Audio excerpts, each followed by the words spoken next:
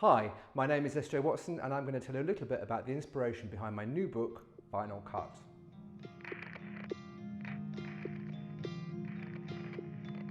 So there were a number of things that fed into Final Cut. I became very interested in a couple of photography projects I heard about. The first was by a photographer called Mary Alpen, who did a series called Dirty Windows. She took photographs of people through the windows of an illegal lap dance club.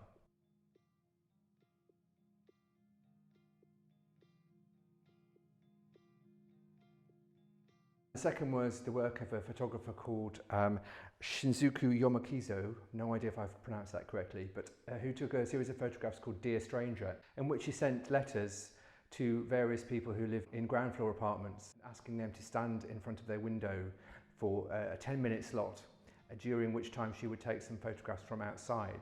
She would make sure she was visible to them, but they were not to meet. Both of those projects really fascinated me because they really sort of blurred the line between voyeurism and surveillance and art, I suppose. And so I was thinking a lot about things like that, and also thinking a lot about documentaries and documentary filmmakers and how that also sort of blurs the same line. So I wanted to write a book which combined some of these elements. And I was particularly inspired by a couple of films. One was called Life in a Day, which came out a few years ago and consisted of footage that people around the world sent in of their ordinary everyday life on one particular day of the year, which was obviously then collated to make a coherent narrative, telling the story really of the life of the world in one day. And then the other one was an older documentary called Three Salons at the Seaside, which on the surface at least was a documentary about women in the north of England having their shampoo and set, but at a deeper level, of course, was really about, again, everyday life and the life of ordinary, in inverted commas, people, of normal people, and the dramas that they have. So that fascination with documentary filmmaking, alongside the fascination with voyeurism and surveillance and so on, really were the things that fed in to this book.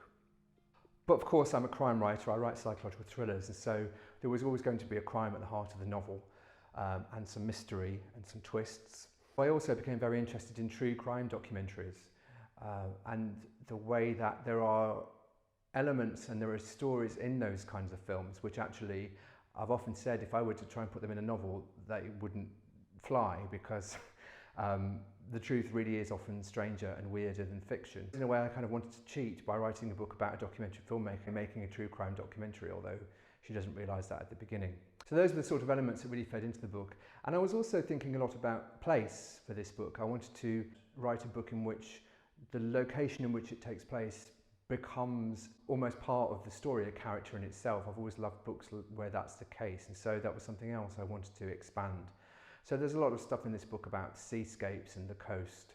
So hopefully that's given you a taste of some of the ideas and thoughts and inspirations that went into Final Cut. It's out now, I hope you enjoy it, and I'll leave the links for pre-ordering it in the description. Okay, thanks very much, bye-bye.